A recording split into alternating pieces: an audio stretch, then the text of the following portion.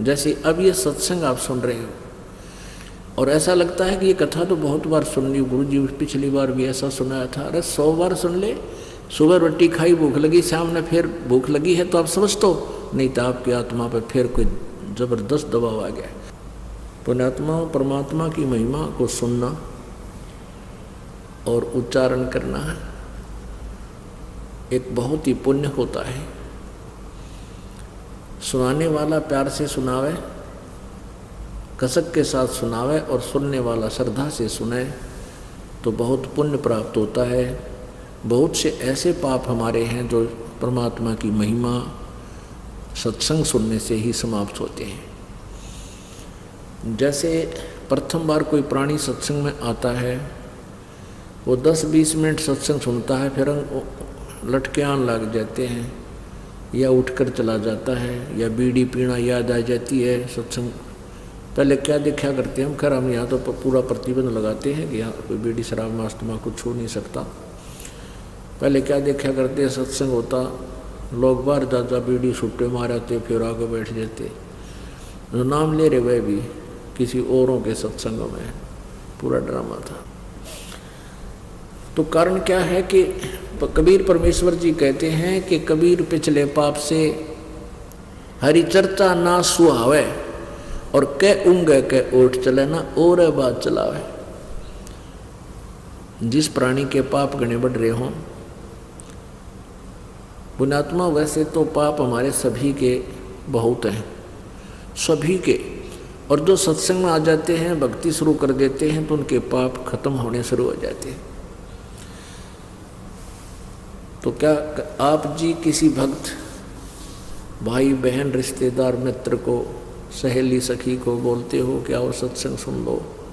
पहले तो वो राजी नहीं होता जल्दी से, और कभी प्रसन्न हो जाता है, कहीं आप ले भी आते हो उनको, कई बार प्रार्थना करा कर वो शर्मिंदा कर वो आ भी जाता है, तो आध घंटे में वो बोर हो लेता सत्संग सुन इन बातों से, क्योंकि उसने तो रागनी चाहिए सुनना या फिल्मी गाने टनक टनक वो तो अच्छे लगेंगे, और वो है मन का आहार और ये आत्मा की खुराक। तो क्या करेंगे, थोड़ी देर तो सुनेगा, फिर या तो लटके लेने लग जाएगा या फिर अपने मित्र सहेली से कहेगा कि कितनी देर और होगा सत्संग, यानी कोई ऐसा जिक्र करेगा जिससे दूसरा डिस्टर्ब होगा भक्त, तो वो भक्त न्यू कहेगा भाई बोला मत, सत्संग सुन दे, हमने आनंद आ रहा है सत्संग सुनने दे। तो वो फिर इंसल्ट मान कर खड़ा हो जाएगा, अकुमा चालू बाहर बैठूंगा। तो परमात्मा कहते हैं कबीर पिछले पाप ते हरि चर्चा ना सुहावे, कै ऊँगे कै ऊठ चले ना और बात चलावे। तुलसी साहब कहते हैं तुलसी पिछले पाप से हरि चर्चा ना बावे, और जैसे जबर के बेगते भाई भूख विदा हो जावे। जैसे किसी को मलेरिया बुखार हो जाता है तो उसको आहार रोटी भी कड़वी लगती है, सब्जी भी कड़वी लगती है, उसको सेब संतरे खिलाना चाहे वो भी कड़वा लगता है, और मनुक्खा दाख भी उसको कड़वी लगती है। कारण क्या है कि ना मनुक्खा दाख कड़वी है, ना रोटी कड़वी, ना सब्जी कड़वी है, वो तो जीवन दाता है। ना सेब कड़वे ना संतरे कड़वे। उसके बुखार ने उसके शरीर की व्यवस्था को इतना बिगाड़ दिया कि मीठी पदार्थ भी उसको कड़वा लगता है। पुण्यात्माओं, इसी प्रकार जिनके पाप कर्म घने हैं उनको ये परमात्मा के सत्संग रूपी मनुक्खा दाख ये भी अच्छी नहीं लगती। अब जैसे बुखार के कारण उसको स्वादिष्ट पदार्थ भी कड़वे लग रहे हैं, तो उसका समाधान क्या है कि कड़वी कुनीन खानी पड़ेगी। मलेरिया बुखार हो गया ना, कड़वी कड़वी कुनीन ही खाने से वो जान बचेगी, बुखार उतरेगा, उसका जबर कम होगा। न चाहते हुए भी फांका मारना पड़ेगा कड़वी कुनीन का, और फिर कुछ ही दिन के बाद फिर धीरे धीरे बुखार यानी जबर कम होगा। वो रोटी खाने लग जाएगा। और जब कति स्वस्थ हो जाएगा वो कड़वी कुनीन खा के फिर देखना सूखी रोटी भी चाहे सब्जी भी ना हो समय पर नहीं खा जाएगा रुचि से, क्योंकि भूख लगेगी, स्वस्थ हो गया।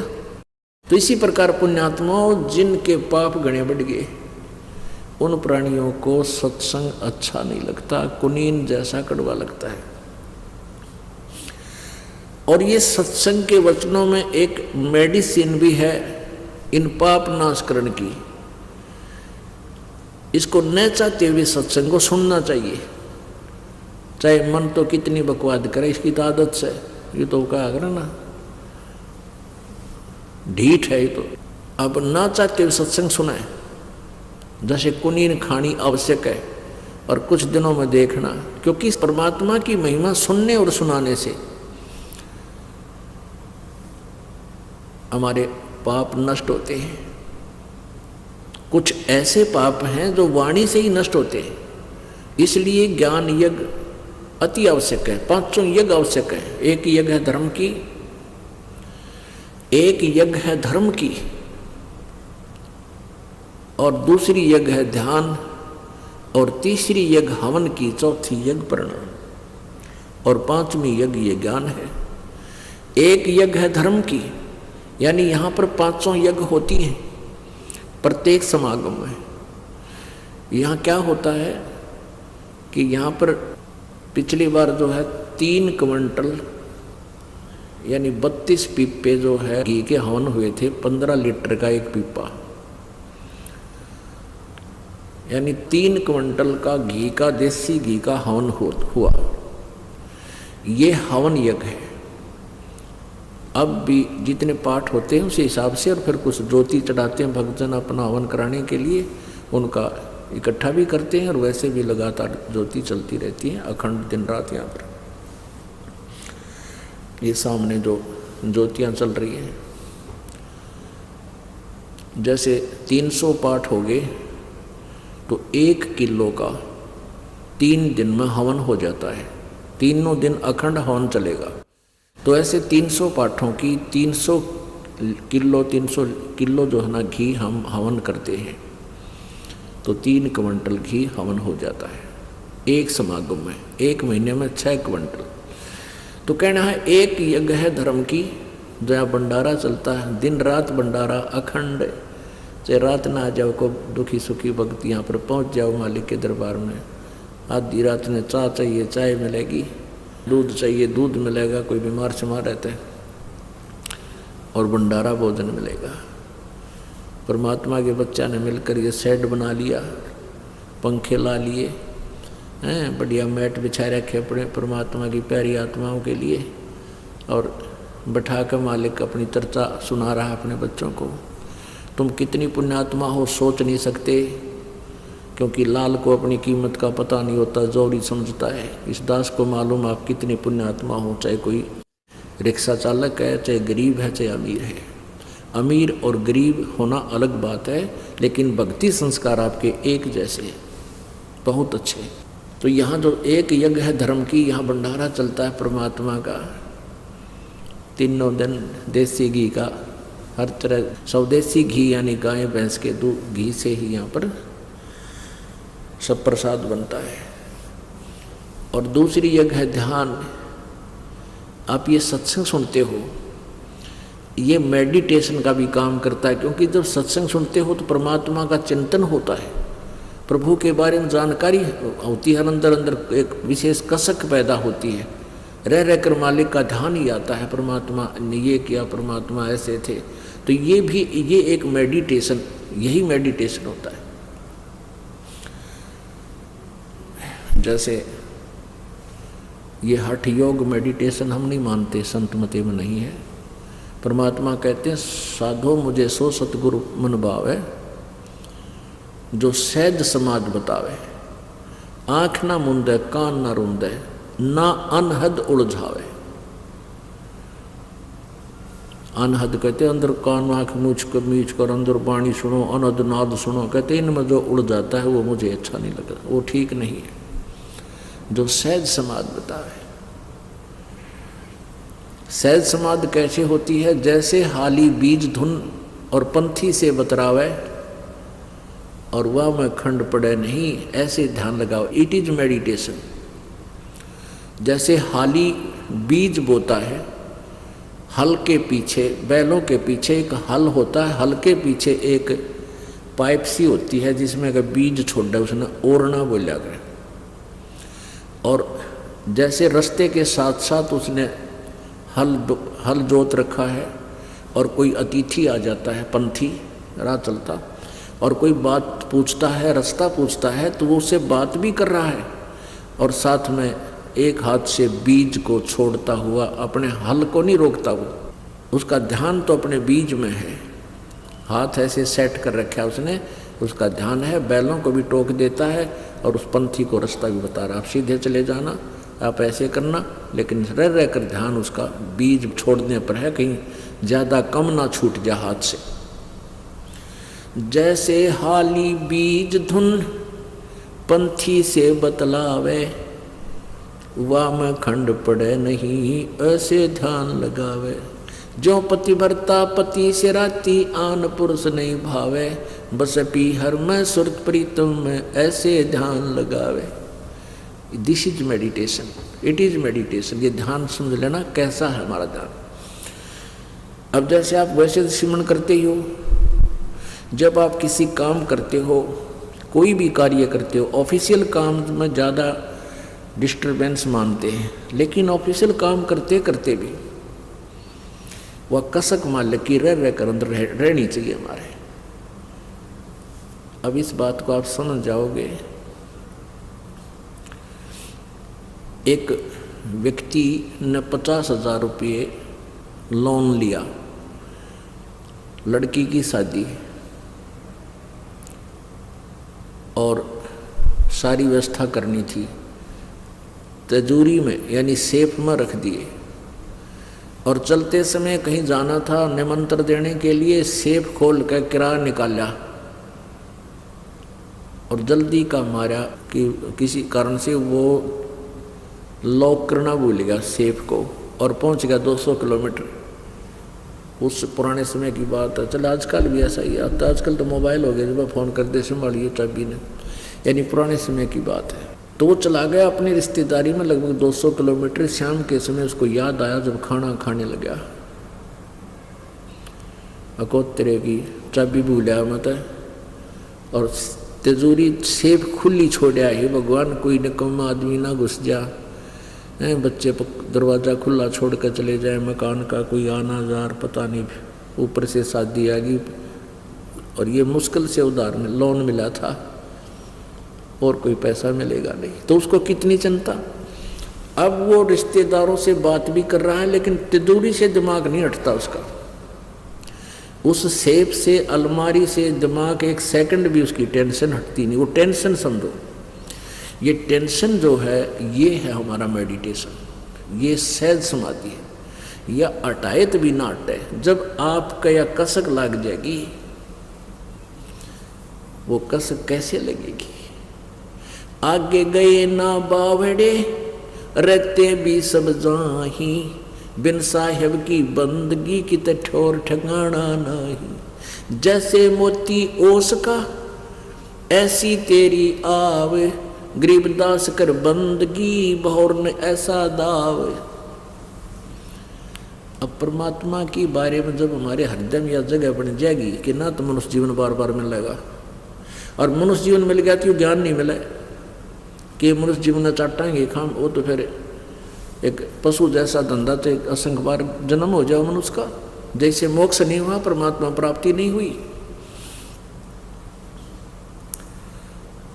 तो आपके अंदर एक विशेष कसक बनेगी, और ये कसक जो है, जैसे आप कोई ऑफिशियल काम भी करते हैं तो भगवान की भूल नहीं पड़ सकती, भले ही सिमरन नहीं हो सकता, लेकिन वो चिंतन नहीं छूट सकता। परमात्मा की याद, भगवान ने ऐसा है, वेदों में ऐसा लिखा है, ये रह कर हमने तो एक ऐसा माहौल बनाना है, एक ऐसा रूटीन बनाना अपने दिमाग का कि ये बकवादा तटका भगवान के चरणों में ही लगा रहे। ये मालिक की वाणी याद आने लग जाएंगी जब आप कोई रिटर्न कार्य करते हो। सुखदेव ने 84 भुगती बना पजावे खरवो, तेरी क्या बुनियाद पुरानी तू पेंडा पंथ पकड़वो। कि इस तरह की बातें याद आवेंगी कि सुखदेव जैसे ऋषि भी सत साधना ना करने से गदा बना कुमार के माटी डोई, और परमात्मा कहते तेरी क्या बुनियाद पुरानी तू पेंडा पंथ पकड़ो। पेड़ा माने पंथ माने वे ऑफ वर्शिप, पूजा की विधि, पूजा का मार्ग, ये अकॉर्डिंग टू द शास्त्र, ये पकड़। तेरी क्या बुनियाद है, तू अटपट करने लग रहा है, अपनी मन मर्जी से साधना कर रहा है। तो कहने का भाव ये है पुण्यात्माओं, परमात्मा की जो वाणी कहते हैं, एक यज्ञ है धर्म की, दूसरी यज्ञ है ध्यान, और तीसरी यज्ञ ये हवन की। अब हवन कैसे करते देखे हमने, ये भट्ट बाड़ा करते, गेर का लकड़ी बड़ा कुंड बना लेते, उसमें गेर का लकड़ चंदन का लकड़ी और स्वाहा स्वाहा लोटे पर गेरे, उनका गुणा घरते पड़े हुए थे, गिरनिये थे। अब उस लकड़ी के द्वारा हवन करने से लकड़ी भी जलती है, लकड़ी से कार्बन डाइऑक्साइड पैरेलल बराबर बनती जा रही है।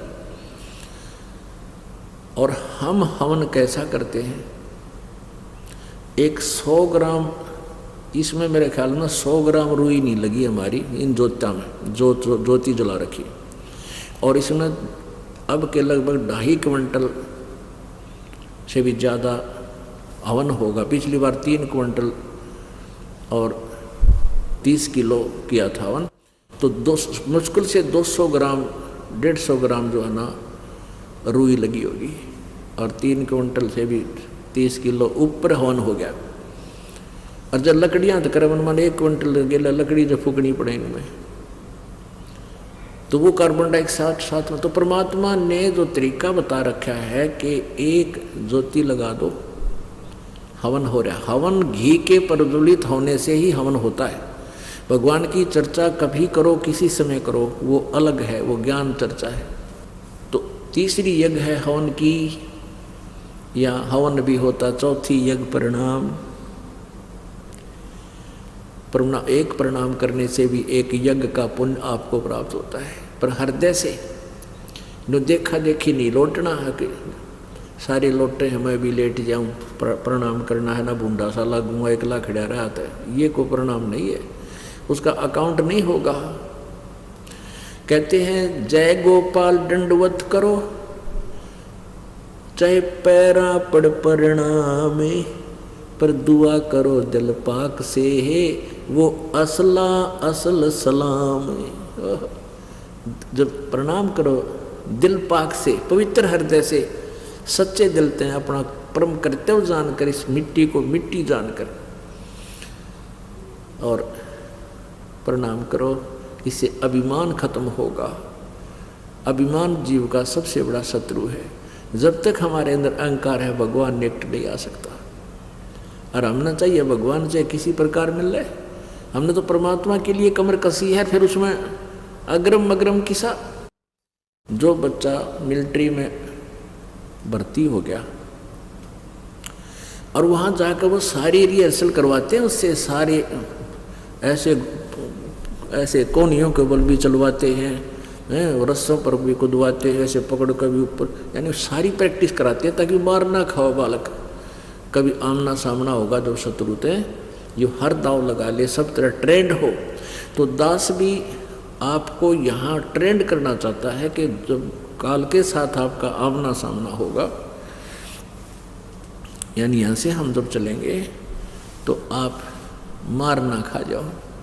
अब जब फौज में भर्ती होए गया तो फिर नखरे किसे भाई, सारी क्रिया करनी पड़ेगी, वहाँ अपनी ना चले। तो ऐसे यहाँ भी आपने प्रवेश पाए लिया तो हमने हर तरह से अपने आप को ढालना पड़ेगा जो परमात्मा के नियम है, तभी हम सही सिपाही होंगे, तभी हम सही भक्त होंगे। तो पुण्यात्मा 5वीं यज्ञ है ज्ञान की। अब ये ज्ञान यज्ञ जो आपका चल रहा है, सत्संग रह रह कर सुनाया जाता है, इसका बहुत पुण्य आपको मिलता है। और हमारा कोई सिर में दर्द नहीं, 4-4 घंटे 5-5 घंटे सत्संग करूँ दिन में, और फिर आप जी से साथ साथ आपसे मिलता हूँ, कुशल मंगल पूछता हूँ, तो आपको यहाँ बुलाने का उद्देश्य है कि डॉक्टर को पता होता है कि ये रोग कटेगा कैसे मरीज का, तो वो हर ट्रीटमेंट समय पर देता रहता है, तभी वो स्वस्थ कर देता है।